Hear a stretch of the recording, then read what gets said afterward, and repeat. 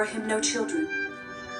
She had an Egyptian slave girl whose name was Hagar. And Sarai said to Abram, "You see that the Lord has prevented me from bearing children. Go into my slave girl. It may be that I shall obtain children by her."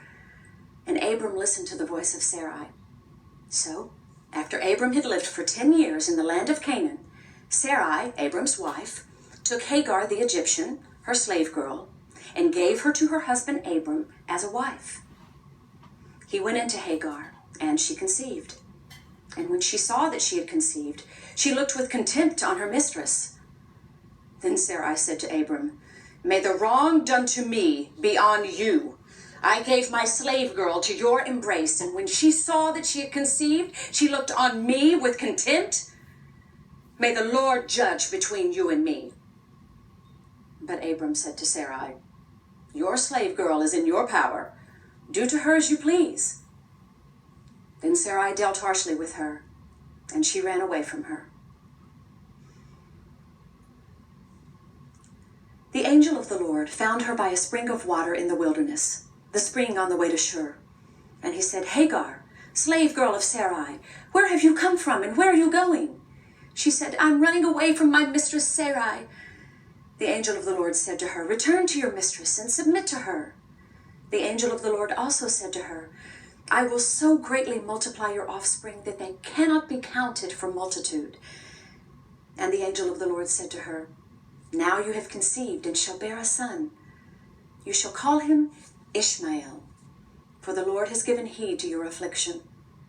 He shall be a wild ass of a man with his hand against everyone, everyone's hand against him, and he shall live at odds with all his kin." So she named the Lord who spoke to her, "You are El Roi," for she said, "Have I really seen God and remained alive after seeing him?" Therefore, the well was called Bir Lahai Roi. It lies between Kadesh and Bered. Hagar bore Abram a son, and Abram named his son, whom Hagar bore, Ishmael. Abram was 86 years old when Hagar bore him Ishmael.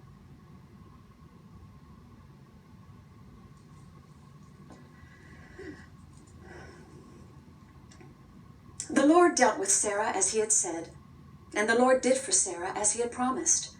Sarah conceived and bore Abraham a son in his old age, at the time of which God had spoken to him.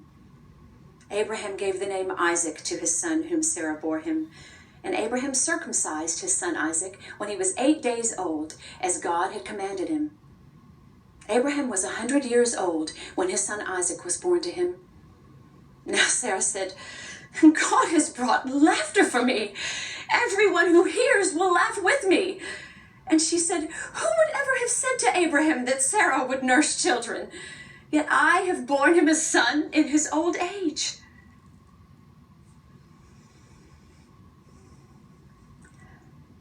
The child grew and was weaned, and Abraham made a great feast on the day that Isaac was weaned.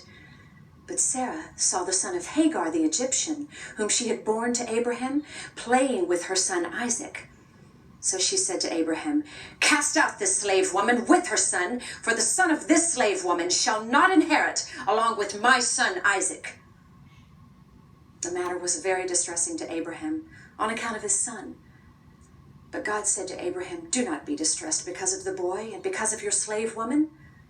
Whatever Sarah says to you, do as she tells you, for it is through Isaac that offspring shall be named after you.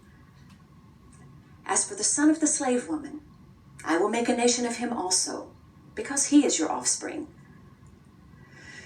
So Abraham rose early in the morning and took bread and a skin of water and gave it to Hagar, putting it on her shoulder along with the child, and sent her away. And she departed and wandered about in the wilderness of Beersheba. When the water in the skin was gone, she cast the child under one of the bushes. Then she went and sat down opposite him, a good way off, about the distance of a bow shot, for she said, "Do not let me look on the death of the child." And as she sat opposite him, she lifted up her voice and wept. And God heard the voice of the boy. And the angel of God called to Hagar from heaven and said to her, "What troubles you, Hagar? Do not be afraid, for God has heard the voice of the boy where he is. Come, lift up the boy and hold him fast with your hand, for I will make a great nation of him." Then God opened her eyes, and she saw a well of water. She went and filled the skin with water and gave the boy a drink. God was with the boy, and he grew up. He lived in the wilderness and became an expert with the bow. He lived in the wilderness of Paran, and his mother got a wife for him from the land of Egypt.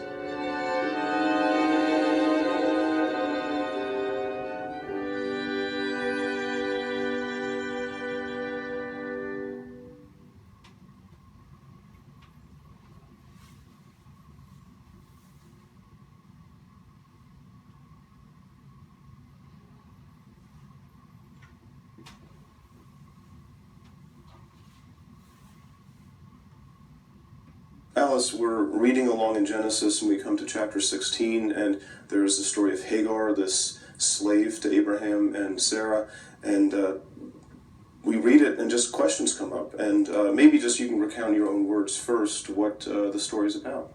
Well, it's a story about an Egyptian woman, Hagar, who becomes a servant or a slave to Sarah, and then various things happen that lead to her becoming Abraham's wife, Yes. becoming pregnant, and her attitude toward Sarah changes. As a result, Sarah does something to her, again, we're not sure precisely what, that makes her so upset that she runs away. God sends her back, she has the child, and eventually, again, conflict arises, and she ends up back out in the desert, this time for good with her son. It's a story of conflict, Definitely. in one sense, right? Yeah, it's definitely a story of conflict. One thing you said right at the beginning just intrigued me. You said she's Egyptian. And what importance does that have that Hagar is Egyptian? Well, first of all, it raises the question of how did Abraham and Sarah happen to come by an Egyptian slave or servant?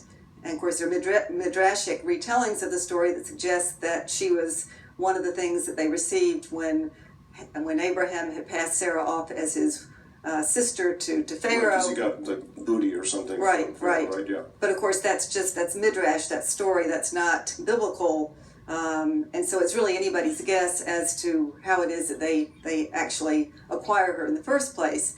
But in the usual social hierarchy of the day, Egyptians were higher social status than Abraham and Sarah would have been. So one of the strange things about the story is how they acquired this Egyptian as a servant or slave.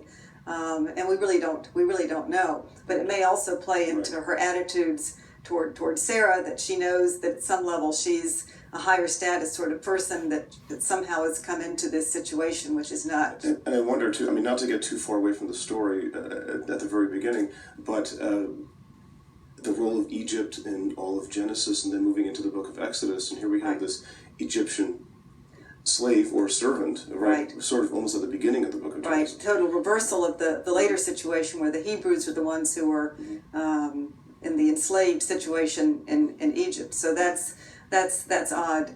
But at any rate, however Hagar gets into this situation, we aren't even sure what the situation is, because we know that she's called two different terms in Hebrew, one of which is normally translated slave, but again doesn't necessarily mean slave as we think of it in terms of modern Western slavery, especially in terms of African slavery in the United States in the 19th century and before that.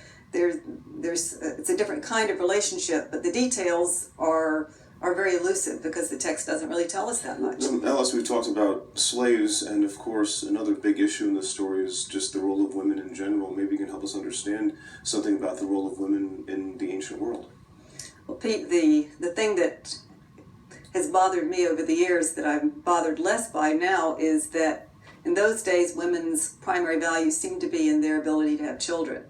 And in the modern world, that really is not so much the case, because today children are expensive to a family's budget. But in the ancient world, they added great value because of the agricultural setting. Sure. And so, even though our world is different today, the typical woman in modern United States also is trying to add value to her family's situation, but many of us find that in order to do that, we have to work outside the home as well as to take care of children in the home. So it's a different role, but one role is not necessarily better than the other role.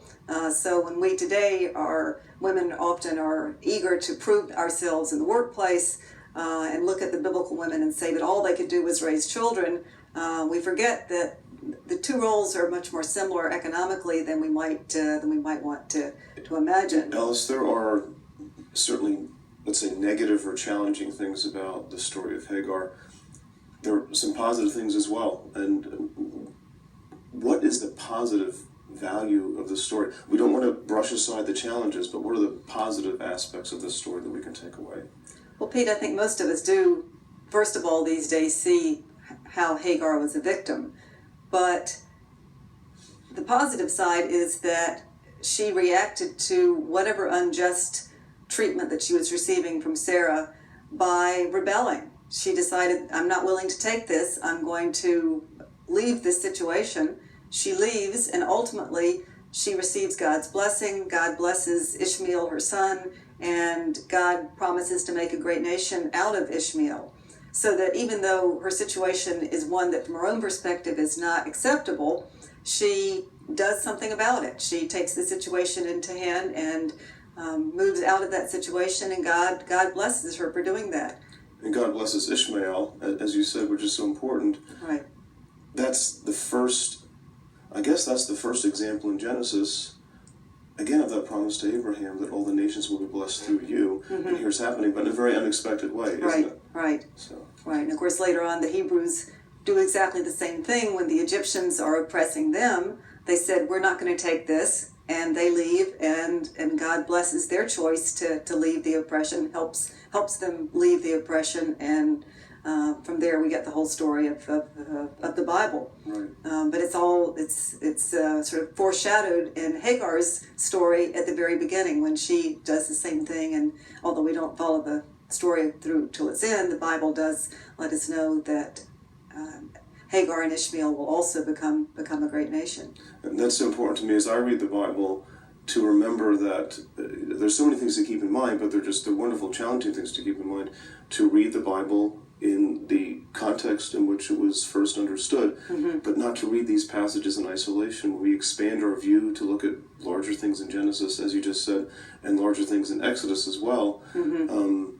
These stories, they flesh out, don't they? Right. So it's not just about liberation from oppression, but it's also about empowerment, which is a somewhat more positive word even than liberation. We are liberated from oppression, but we are empowered to become something more than we were before. And Hagar first, and then of course the Hebrews ultimately, are both liberated, but also empowered to become a new people.